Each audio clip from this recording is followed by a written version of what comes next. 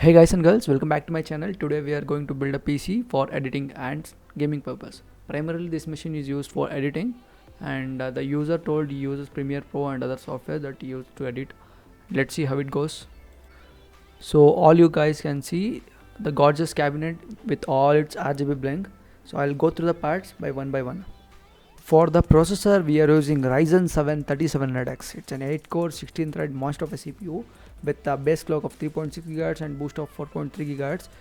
And it also comes with a Breath Prism RGB cooler, and it has 8 extra threads when it compared to 9700K from Intel, and it offers great value when compared to it. For the RAM, we are using 32 GB of single kit from JSQL Ripjaws. The speed of this RAM is 2667 megahertz, but we can easily push it to 3000 megahertz. I have done the same and the results are impressive. For the motherboard, we are using Gigabyte's B450 DS3H Wi-Fi. This motherboard comes with 4 RAM slots and 2 PCI slots for 2 extra graphics cards and 4 RAMs for RAM expansion. And when it comes to power delivery, this motherboard offers great value at budget segment because this can easily power a Ryzen 7 3700X, which pulls around 95 watts from the wall. And when it comes to I/O, this has pretty basic I/O, but it's decent.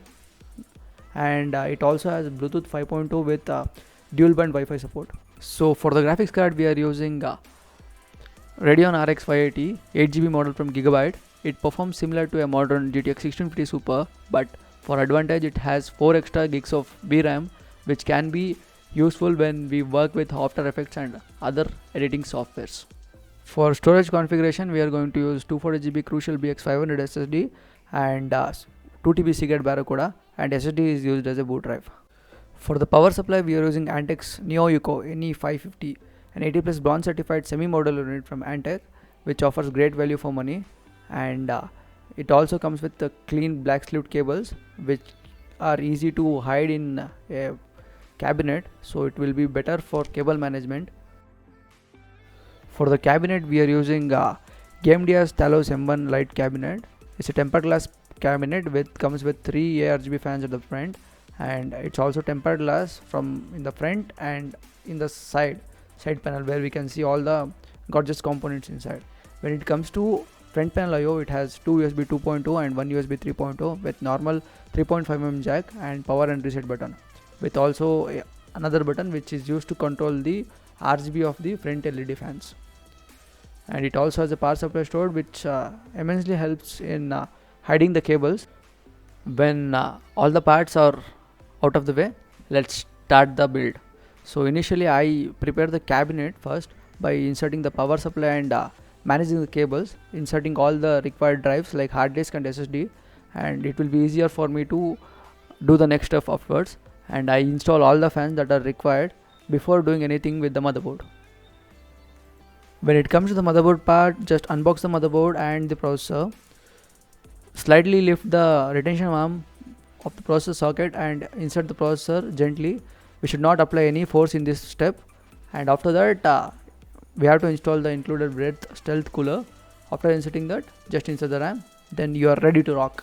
When the motherboard part is done, check the standoffs and take the I/O shield and slowly put the motherboard inside. To install the GPU, just remove the PCI slot cover from your cabinet and install the GPU in the first primary slot in order to make sure your GPU runs in PCI X16 speeds. And after that, take the power cable from the power supply and put the 8-pin power required for the GPU. We have to manage the cables properly. I have already done the cable management, so you won't be able to see the cable management in this PC because I don't want you to get bored. So cable management is done. So I'll close the cabinets back and the build is complete.